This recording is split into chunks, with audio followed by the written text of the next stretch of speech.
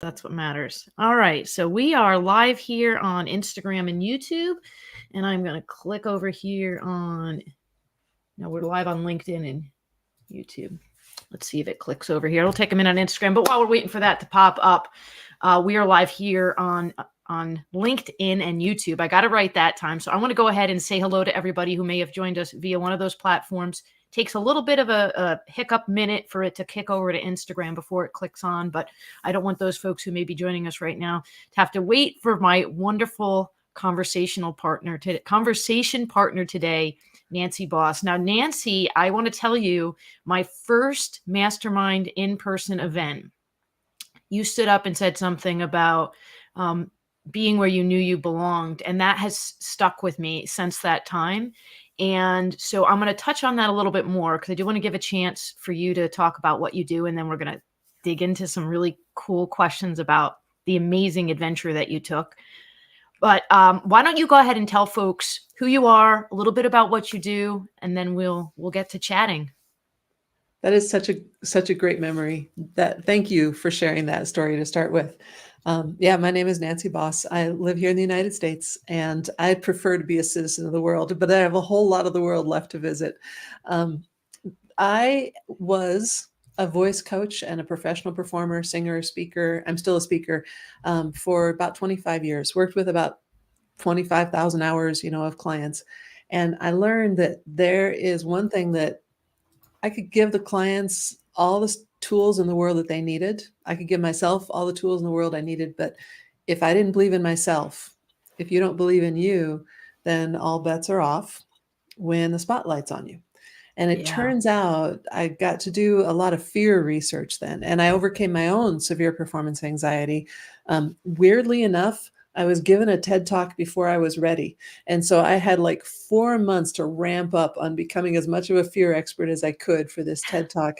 And then since then, talk about fear. Yeah, which I didn't have any. I will say my work that I'd done on myself worked.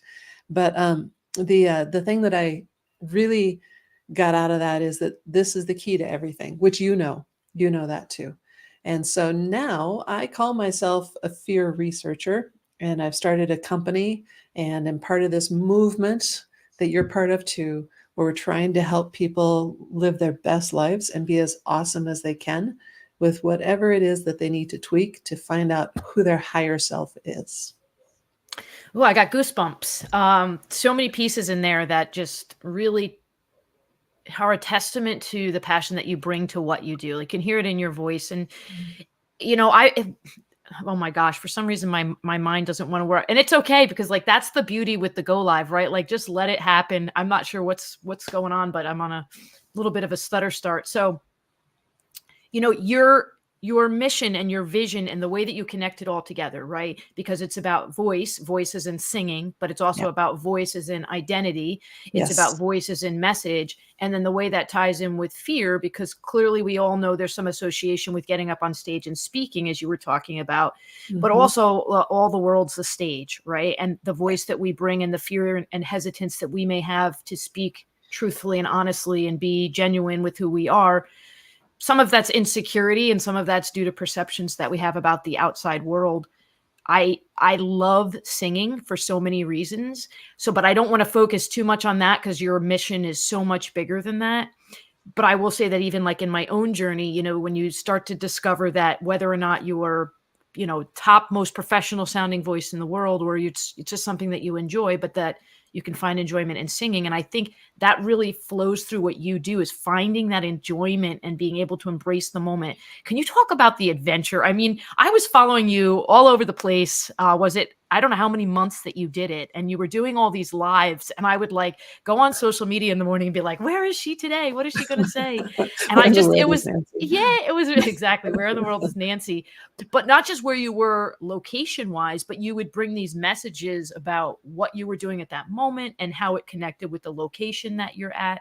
So I don't even want to kind of ask too many specific questions, because I think I'd rather just have you give a general, like, what was that all about? And then I'll peel back some of the thoughts and questions that I had. I'm so excited to talk about this. So thank you very much for asking. It was the summer of 2023 that I had speaking gigs booked in Vancouver, BC, San Diego, Las Vegas, South Africa, and Amsterdam. And a mentor is like, well, that sounds like a world tour. I'm like, oh, well, how could I make it not just 6 speaking gigs and make it a world tour? And like I said, I love the idea of researching fear, and what an opportunity to get to talk to people in all these different places about their Yeah. fear. And so I got to talk to opera singers in Vancouver, and I got to talk, well, I did interviews along with the conversations, and the interviews, we've got about 30 in the can, and they are going to be released to the public starting this month. Oh my gosh, it's February. Yay! Yeah, under the moniker of the Global Mosaic. And they are interviews about, from and with people who have overcome their limiting beliefs and their fears in order to do something that could be perceived of as risky, but living in their purpose. And that Wow. was amazing. And I think one of the most pivotal interviews to me was an interview with a Zulu woman in South Africa. And as Americans, you might all of a sudden see somebody out on a desert plain wearing a costume or hardly any clothes and dirt huts. But no, this interview was at the university, Stellenbosch University in Stellenbosch, South Africa. And part of that picture is correct, because this woman was raised in one of the tin shack cities in South Africa. And there are many of those. The government supplies them with like a drinking well for every 1,000 people, power lines and outhouses. So these tin shack cities of up to, 100,000 people are Right. meant to be real living environments.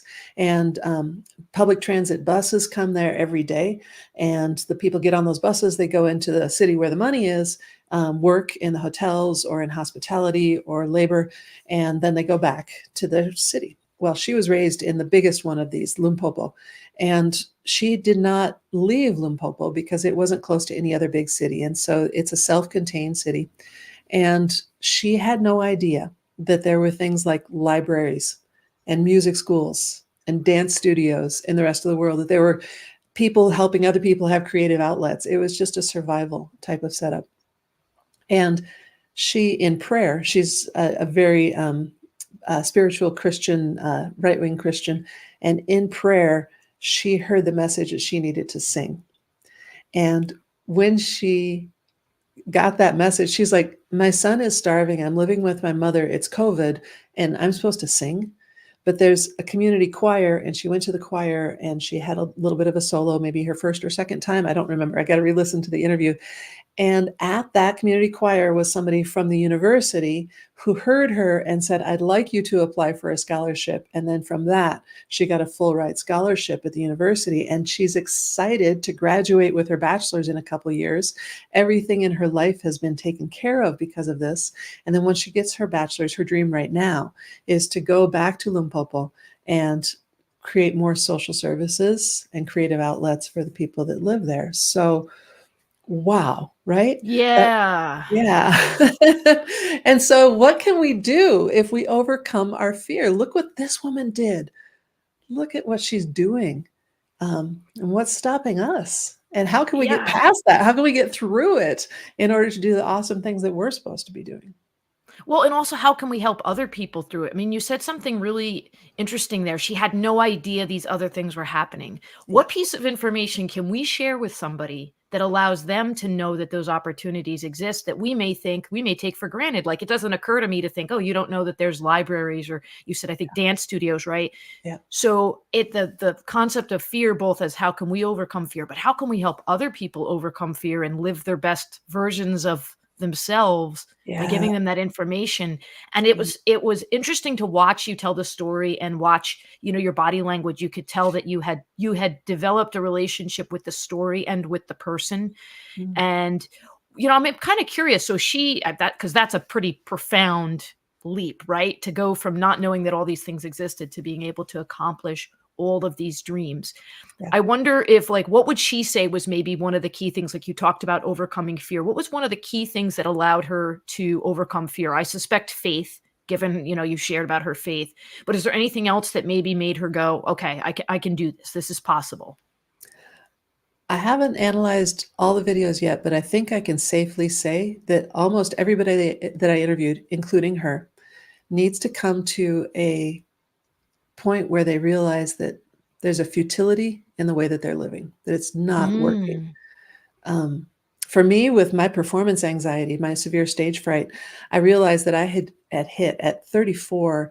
There was a deadline for a singing competition, age 35. And all those televised singing competitions also have an age line, right? And I hit 1 year from that age, and I realized I really don't want to go to my grave not having accomplished this.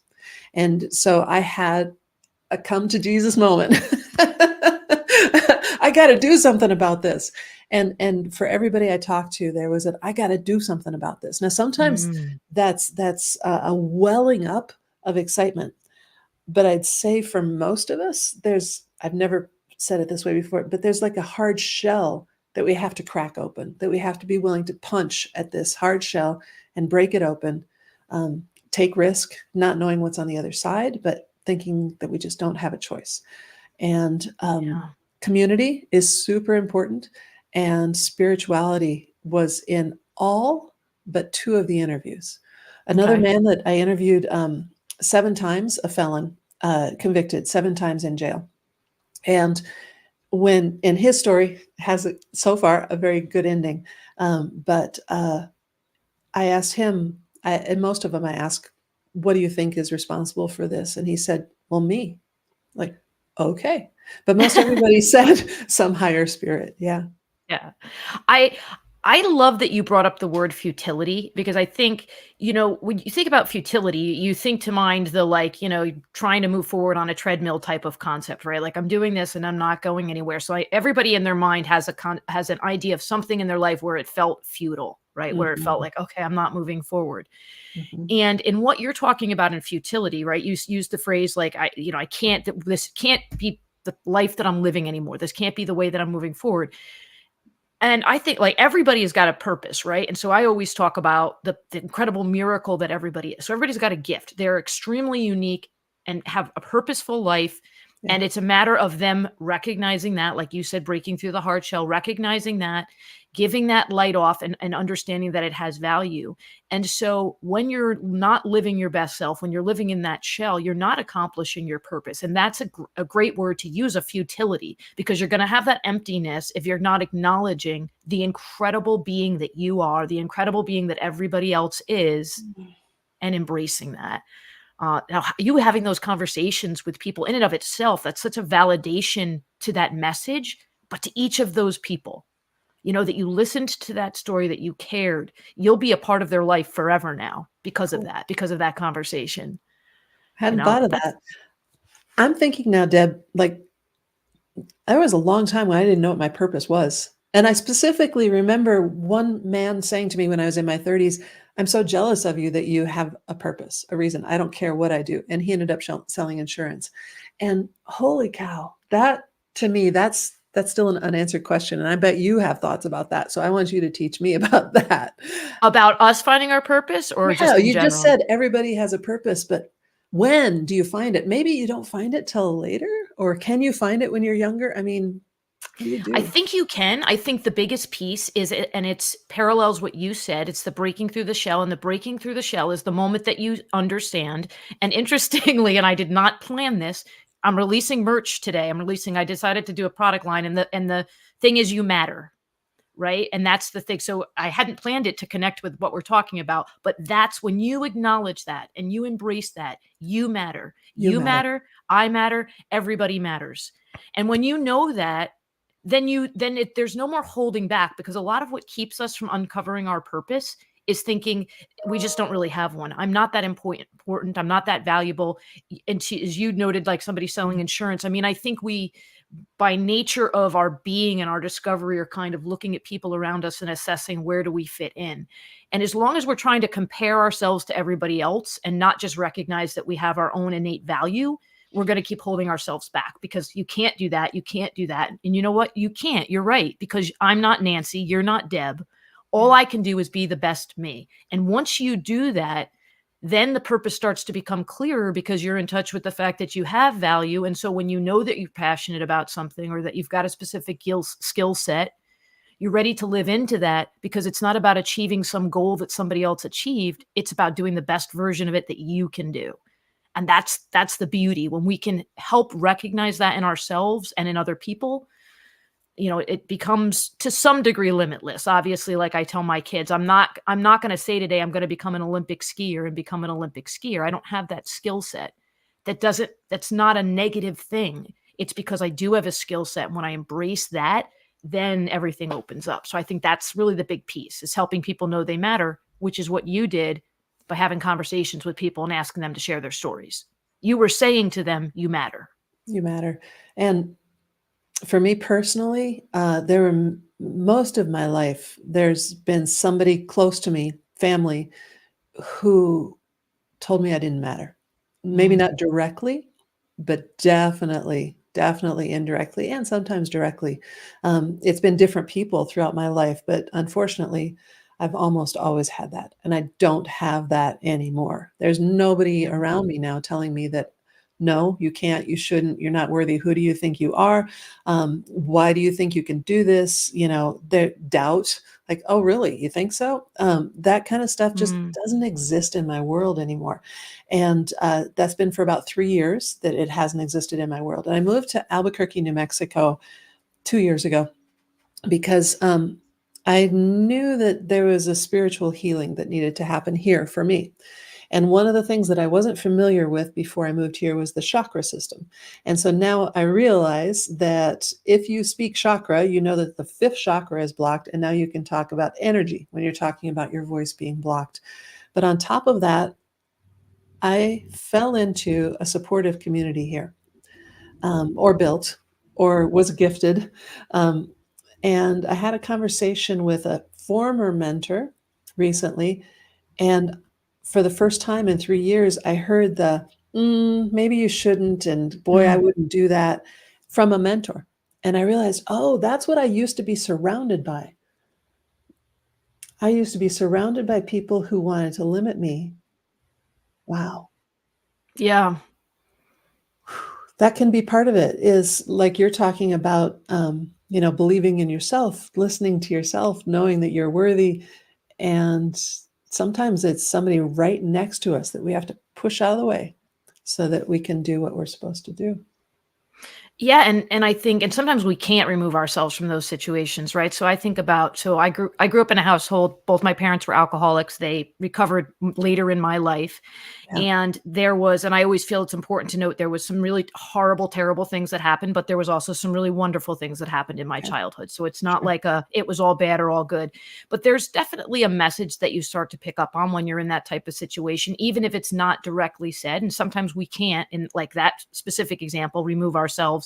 Or maybe we have a job and people that we work with are saying things that are, again, direct or indirect, but are sending you that message. Yeah. And so what becomes important is if you can't actually physically remove those people from your life or remove yourself from their life, then you need to remove the messaging. Yeah. And that's what's important, right?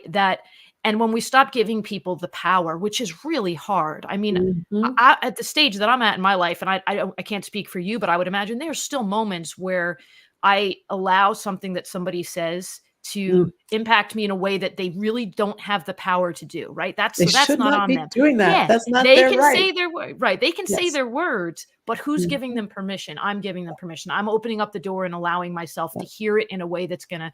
So I think we have to start thinking differently. And one of the things I found is that the more that I interact with people and pour into other people their value, right? And I don't mean their value as in being better than me, but in recognizing how amazing everybody else is, it actually starts to come back to you because you realize, well, if I'm saying to everybody here that they're amazing, clearly I'm not going to be the only person in this room that's not amazing, right? So you've got to start programming yourself that. So it's this cool thing that happens is that you see yourself as more valuable, you see others as more valuable. Then you're able to collaborate, you're able to offer, you don't feel that reluctance, which I struggled with, of I don't want to share advice because I'm afraid somebody might think that I know more than them. So it's just a big thing to work through. Now, you mentioned you've always kind of had those people in your life, but you don't now. So was that an active choice that you had to take? And I'm not going to spend time with people that are delivering those messages. Yes. Okay. I'll let you Yeah, share. I had to change my life dramatically. But one of the lessons that I learned from that, and of course there was tremendous risk, but I could not survive in the situation like it was. And so I broke free of it. And one of the biggest strategies that I have now, if I feel that physical feeling in my body of, ooh, smallness because of something somebody said or done, my first thing now, this is a conscious decision, is to ask, what do they benefit from making me feel this way? What is the benefit to them of making Mm, me feel smaller or lesser? And that helps me remove the power from them in that situation and bring it back to me. So little tricks like that. Um, how do they yeah. benefit? Is this necessary? If I feel this icky, squishy feeling, do I deserve it or is it actually about them? It's always, Right. always about them. It's never about me. Yeah. Yeah, and it's an interesting thing that happens in addition to that. When you start to do that, it also causes you not just to have more self-esteem, but you let go of anger because now you're Yes. not, you know that there's a motivating factor behind it. Yeah.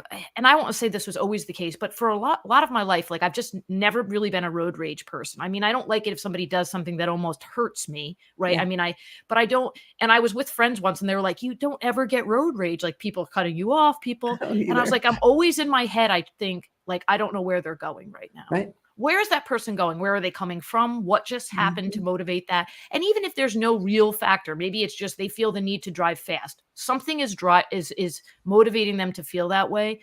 And so again, outside of if somebody's about to hurt me and I need to kind of honk the horn to be safe, right? That's a Right. different thing. But I Yep. really just try to approach things like that. And it's not easy. It has to be intentional. You talk about habit forming, but some things, even when you repeat them over and over again, you still have to be intentional about it.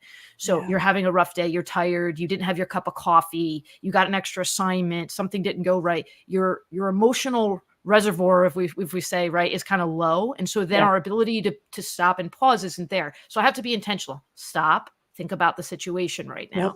Gotta It's bring it. hard. It Yeah, it's is. hard. In that same situation, I remember being the teenager who felt powerless in my life. Everybody else seemed to have power over me, but when I was behind the steering wheel, I had the power. Mm. And so when I see a teenager, driving crazy, I'm like, yeah, been there, done that. And I'm with you. Is that and behind that is another story, and behind that is another story, and we're all doing the best that we can with what we've got. Yeah. I think that ties I'm wondering if that ties in with the fear too. So, for example, and let's use this podcast as an example, right? So I feel like, I don't know, time frame 5, 6 years ago, right? If I'd gotten on a call and I started not being able to talk and tripping over my words, right? Right. My Yep. heart would have been pounding. And I don't even know that I would have known what I was afraid of. I just would have known that I felt like, how are people going to perceive this? Yeah. I'm not going to say it doesn't affect me at all, but it's kind of like I keep in perspective that like everybody's going to have moments where things happen, right? So you start to kind of embrace that and you allow yourself to feel more comfortable with making mistakes, though sometimes it's not even a mistake. It's a being Mhm. human, but you Mhm. allow yourself that. And do you find when you're doing your fear research that that is part of it? You have to kind of become aware of the fact that everybody has those experiences like we were just talking about that drive their stories, Yeah. and that also we shouldn't kind of be afraid of how they're going to interpret our behavior because everybody else has their own struggles that they're going through. Absolutely. It's really nice to know you're not alone, but all that does is give you fuel in the moment, right? It can Mhm. help you in that moment. And there's lots of different, speaking, get over your performance anxiety techniques, breathe deeply for a moment or breathe 4-6 or a box method or whatever, Right. things to calm you down in the moment. And those just treat the symptom and they don't get to the root. And so a person can be living with imposter syndrome for their entire life if they don't find out why. Mm. Somehow we all have to, I'm thinking of an ear of corn right now. We all have to peel back all the layers to get to the important part in the center of I'm awesome. I'm Mm. created. Like you said, I am purpose. I am spirit. I am love. I am connected. Okay, let's start there. Let's start with that newborn baby who's purely beautiful without any trauma or any injury. Can I be that? And odds are, if you haven't done the work, the answer is no, I have no idea how to be that again. And so, really getting back to the source of the insecurity. And it's going to be more than one source. For some of us, it's something huge, something violent and traumatic that happened. But for most of us, it's a combination of messages, negative messages from our family. And then the next circle out is from our close community. And then negative messages from the societies that we belong to, political group, church, YMCA, Boy Scouts, school, negative messages from there. And then the next circle out from there is negative messages from society. A person like you is not allowed to do this. A person like you is not worthy to do this. This is not where you belong. Oh my God. Okay, random thought. I was climbing at the climbing gym a couple weeks ago, and they played the stupidest playlist. And one of the songs was Elton John singing Island Girl, what you want in a white man's world. Island girl, what are you doing in a white man's world? And it went on to say, there's people, there's, I think it was Black men like you on the island who want you. And that's all in this stupid song that I subconsciously have every word of this memorized. And I'm not the only person who does, because it came out in like the 80s and it was a huge hit. And so those are the messages from the world that we don't realize that we have to overcome in order to live into our greatness. And then the fifth outermost layer is the messages from our ancestors that were handed down to us. Either you can believe spiritually or through practical behavior, like Ziploc bags, plastic bags. I still wash and reuse every Ziploc bag because my grandparents lived in the Depression where you didn't throw anything away, right? And so that's a behavior that's lasted, and my daughter does it too. So this is 4 generations later that this behavior still exists. And that kind of messaging from our ancestors also can hold us back. So really, you need to go in and do the work and look at all of those messages and decide to overcome all of them to be that awesome ear of corn in the middle that is really the gold that we are. Wow. I mean, there's so much there. And it's interesting because I don't think about fear that way. The way that you just said it, it was a really unique perspective. Like, you think about getting on stage and you're scared. What are you scared of? You're scared, like, what if I mess up? What if I do this? What do I do this? Right? At the core, we're thinking the fear is the stage, but the fear is not the stage. The fear is the perception that people are going to have of us. Exactly. Right? People, what if I mess up? Okay, well, if you mess up, okay, so you hit a wrong note, you make a mistake, you forget your speech. In theory, nothing is going to happen to you. It's the potential of what other people, I guess, an exception might be if you're like at an audition for something and you make a mistake, you don't get the audition, right? There's downstream effects and stuff. To be honest, in audition, recovery is more important than the mistake, because everybody who's judging you has made mistakes and they understand. They're more interested in how you recover.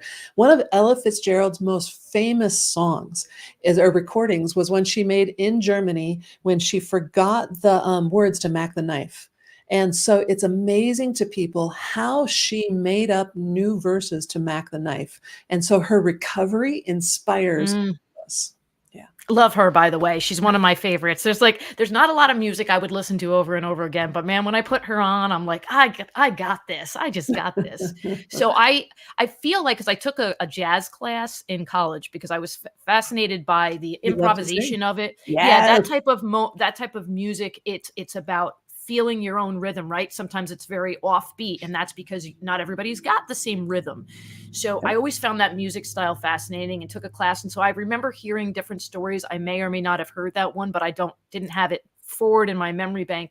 And I love that. And you're right. And what a great message to tell people, because when you say that, what you said, it's not about the making the mistake. It's about the recovery, right? And there's a lot of messaging around that about, it's not about your failures. It's about how you start new, right? Especially in entrepreneurship, there's a lot around that. Right. Yeah. Oh gosh. And you have to be able and resilient. Somebody asked me the other day, like, what is one of the things that you think is you really have to get down pat as an entrepreneur, as a new business person, right? And I'm like, you have to get comfortable with it. Things aren't going to go the way you want. We say failure. The only problem with the word failure is sometimes I think it not going the way you want isn't necessarily a failure, but that's really the best way to describe it. You have to get comfortable with failure, with the concept of being disappointed, with the concept of trying things. That doesn't mean get comfortable with staying there. Like, oh, I failed. Okay, no big deal. It means Mhm. get comfortable with repeating that, Yeah. because that's what happens. You've got to go through those motions again and again and again until you Mhm. get to where it becomes more natural.